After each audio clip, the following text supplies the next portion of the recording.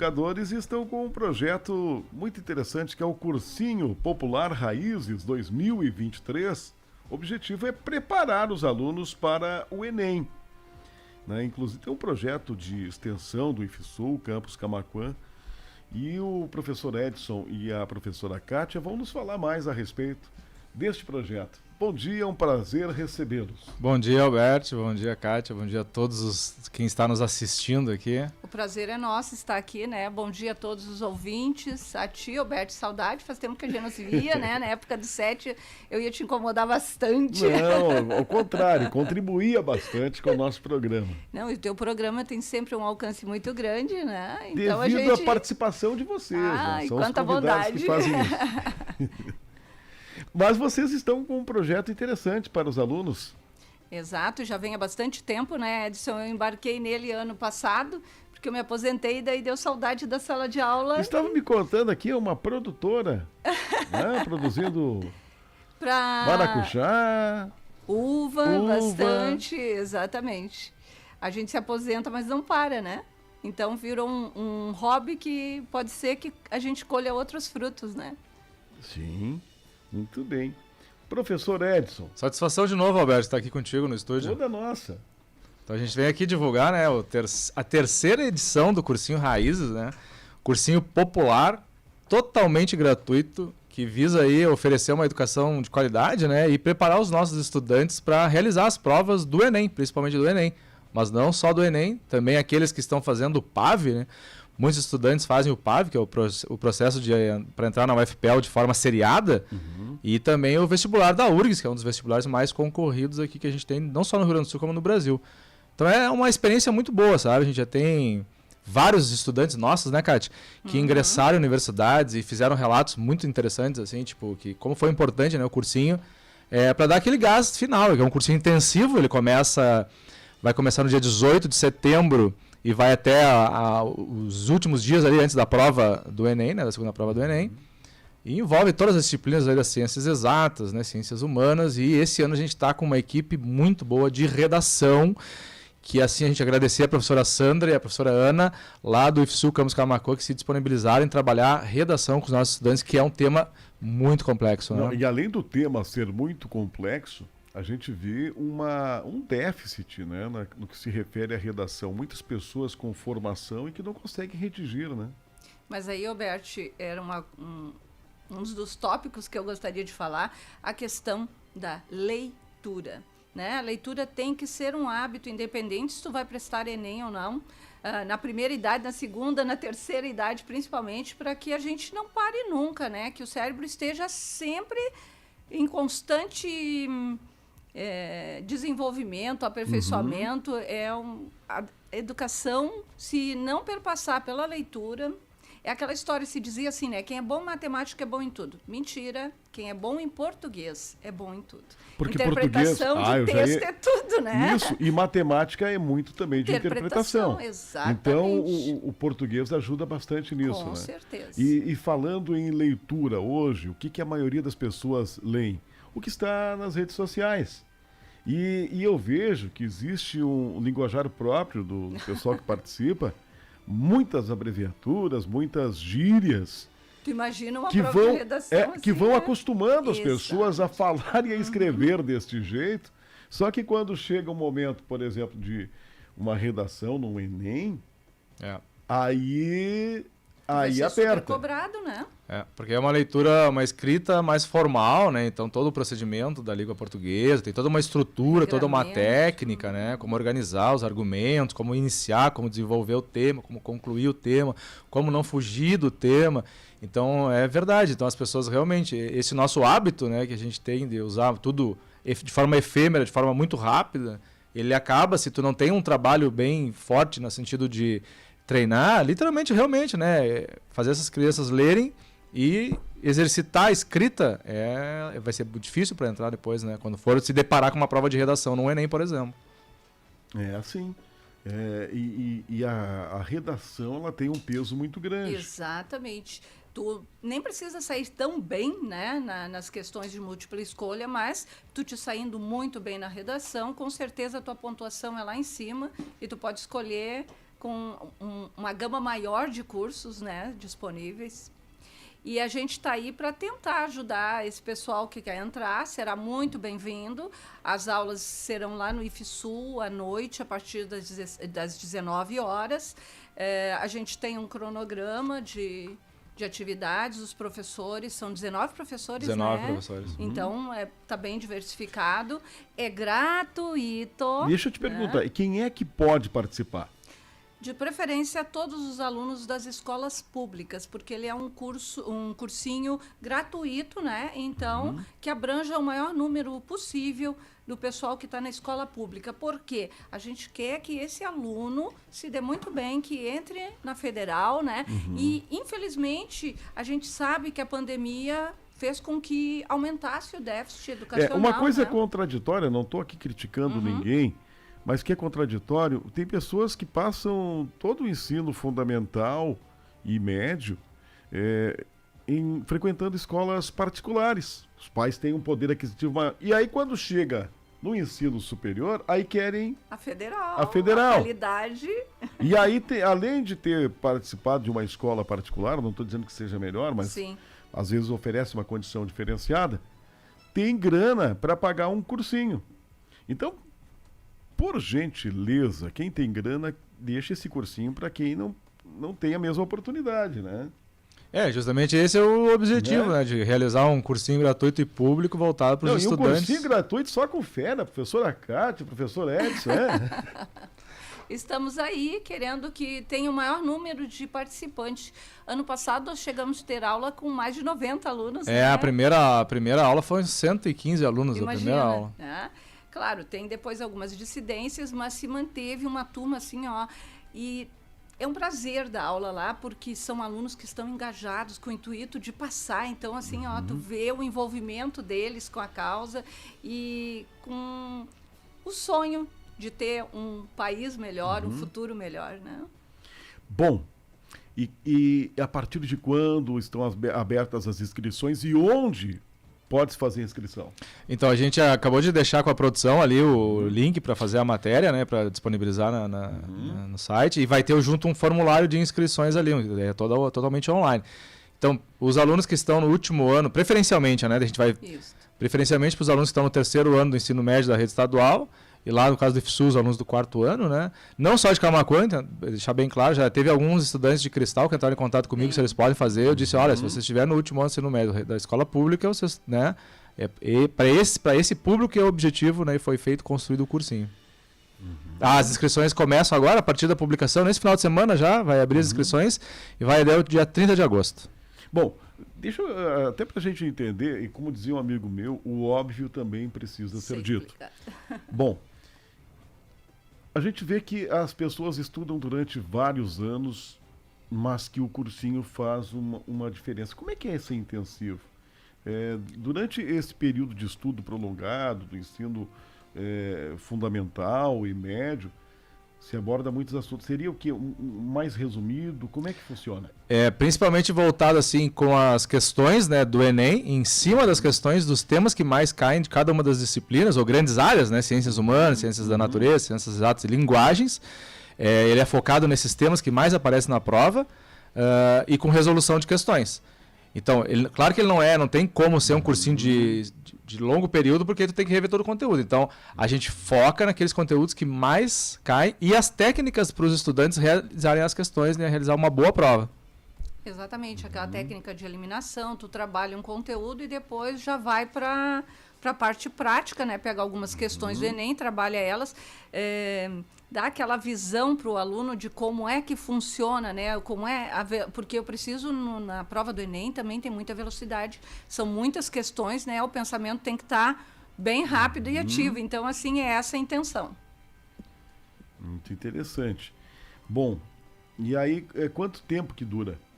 Ele vai começar dia 18 de setembro até a primeira quinzena de novembro, de segunda, terça e quarta, das 19 às 21 horas no IFSU. Você falava também da questão, né, a sustentabilidade, ela cada vez mais está presente, inclusive no mundo dos negócios, né? As empresas estão nesse caminho, né? algumas por opção, outras porque é a tendência, né? Então é importante também esse tema, né?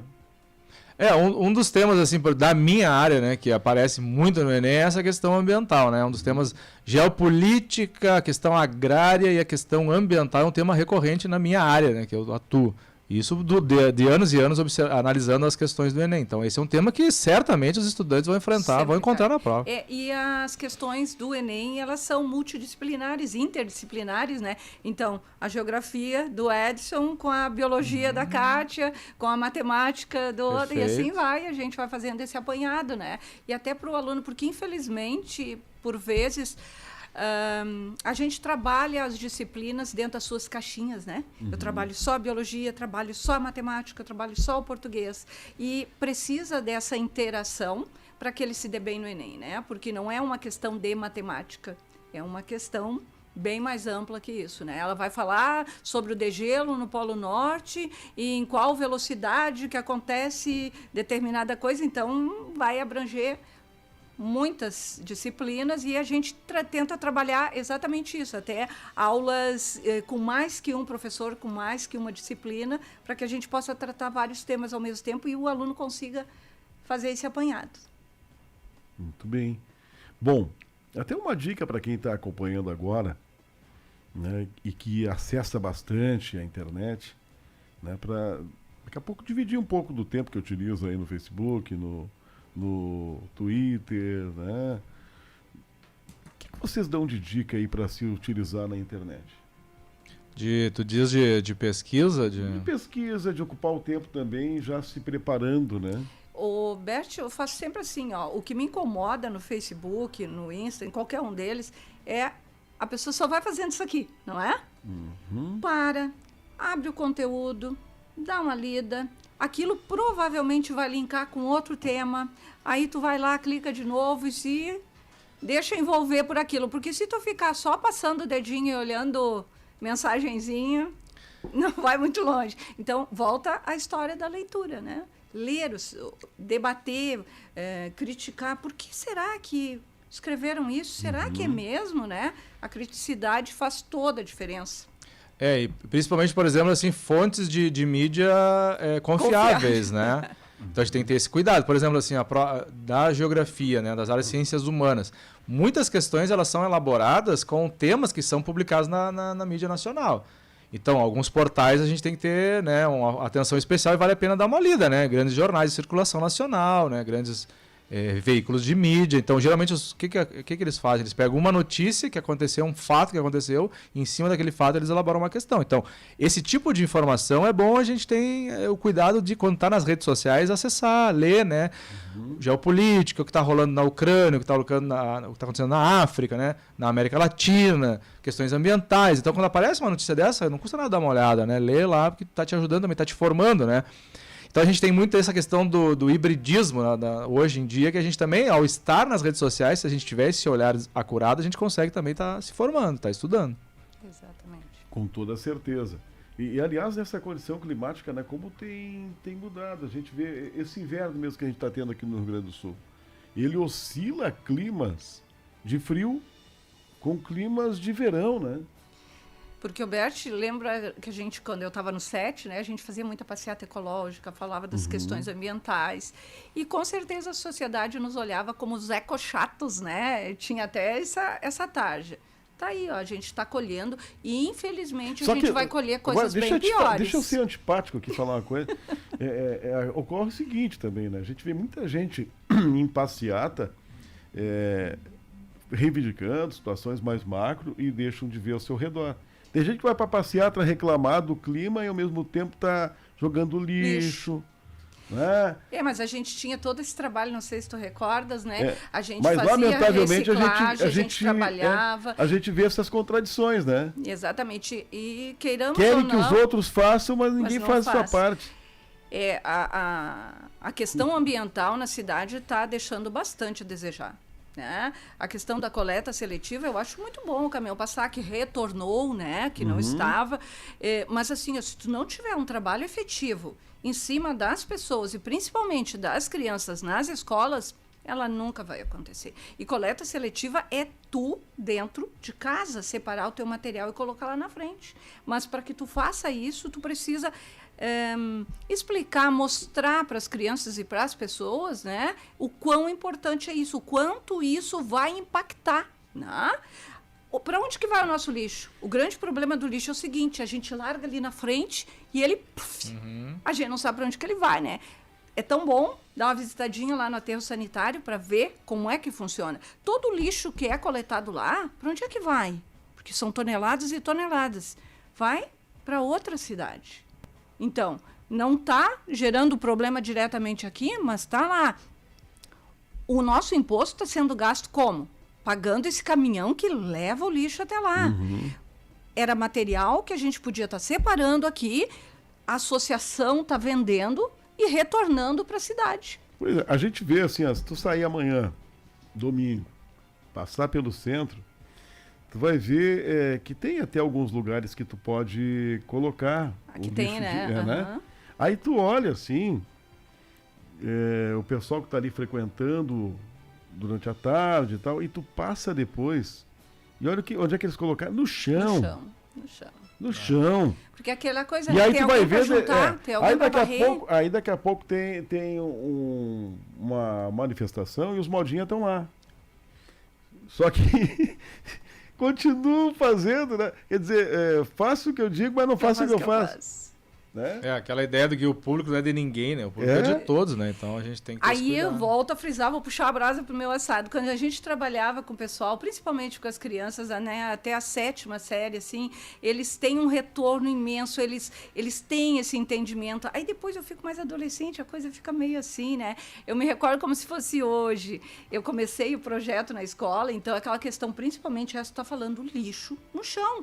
A chuva vem, vai levar para dentro do bueiro e a gente sabe onde vai parar, né? O pessoal acha bonito de pegar um long neck, uma latinha, ficar bebendo no centro.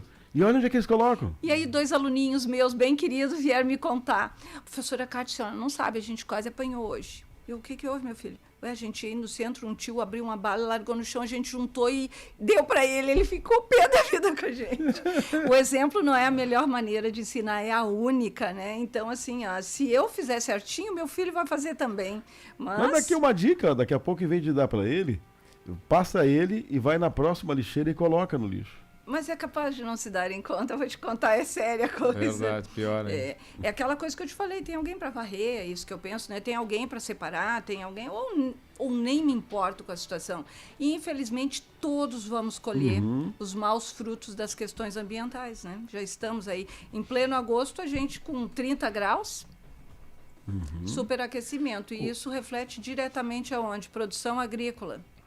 O Havaí em chamas, a Europa lá com temperaturas acima de 50 graus, querem secas prolongadas no centro-oeste, agora a chuva para nós é evento de El Niño, né? Daqui a um tempo é Laninha, seca. Destruição da floresta amazônica, que nunca teve tanto, né, como no ano passado e retrasado, uma coisa absurda, e isso, queiramos ou não, interfere diretamente nas chuvas aqui na região sul. Só que tem uma coisa assim, a gente vê também, uma coisa muito interessante, o agricultor ele é muito discriminado. Agora, aqui em nossa região, por exemplo, a gente vê que tem as áreas de preservação e são respeitadas. Sim. O pessoal fala muito aí da cultura do tabaco, por exemplo, eles todos utilizam madeiras de reflorestamento, são proibidos de usar a mata nativa. Exato. E então o que usam? Eucalipto, acácia e tal. Né? E o pessoal culpa muito, mas não, se tu for passar pelas propriedades aqui, a gente tem que ver a nossa realidade. A nossa realidade. Existem, é claro, pessoas que desmatam e tal, e geralmente aí isso ocorre no local onde você falou, mas não dá para botar todo mundo no mesmo balaio. Né? Então tem que ter essa atenção, porque a maioria dos produtores tem mais ações ecológicas do que pessoas que estão aí falando mal deles. Mas aqui a gente está falando de um outro tipo, né? Que o pequeno agricultor ele tem essa consciência porque ele precisa do ambiente dele estar bem preservado, né? Muitas vezes o que acontece nessas grandes áreas florestais é a grande especulação, né? Que vai lá primeiro para destruir, tirar a madeira ou atrás de minério, e aí não tem essa consciência, porque eles acreditam que a gente tem um plano B no planeta. Nesse ponto aí a gente vê, também tem muitas pessoas que tentam passar uma imagem de que estão na Amazônia para proteger e ao contrário. Então lá exatamente, para desmatar, para terminar. E a questão do nosso produtor rural, eu acredito, como o Edson falou, que eles são extremamente, 90%, 99% extremamente conscientes, porque o pedaço de terra deles é pequeno, eles precisam preservar, eles sabem como funciona. Tem o cadastro ambiental rural, que hoje com a tecnologia não tem como tu fugir daquilo, né? Então, tu desmatou, tu vai ter que replantar, porque até é mais fácil de tu ir lá e cobrar dele do que ir lá, né? Então, assim, eu acredito que o pequeno agricultor, a agricultura familiar, por isso que ela tem que ser apoiada, fomentada, porque é ela que nos dá o lastro para que as coisas aconteçam, né? Quem é que produz a nossa comida? Agricultura familiar. Quem é que preserva o meio ambiente, as nossas nascentes, principalmente? Agricultura familiar. A gente só tem que agradecer, né? E Camaquã está bem servido disso. É verdade. Precisamos é que cada vez floresça mais.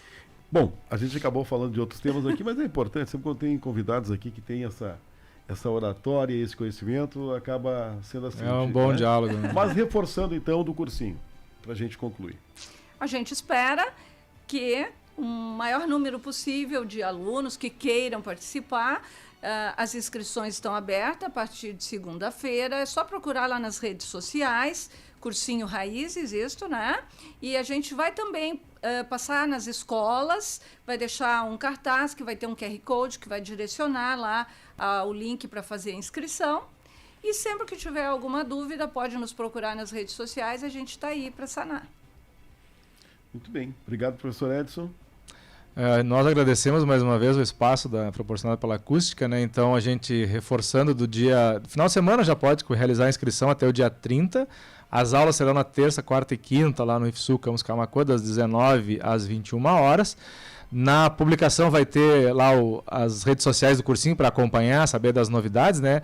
No site do IFSU também vocês podem ter acesso à notícia e lá vai ter o link que vai direcionar vocês a inscrição, e espero que quem estiver nos assistindo, nos ouvindo, que divulgue, fale com os seus filhos, netos, né, quem está na rede estadual, aí, na rede pública de ensino, que esse cursinho é voltado, né, principalmente para essas pessoas que têm o desejo de fazer um curso superior, principalmente nas universidades que são concorridas, nas universidades públicas.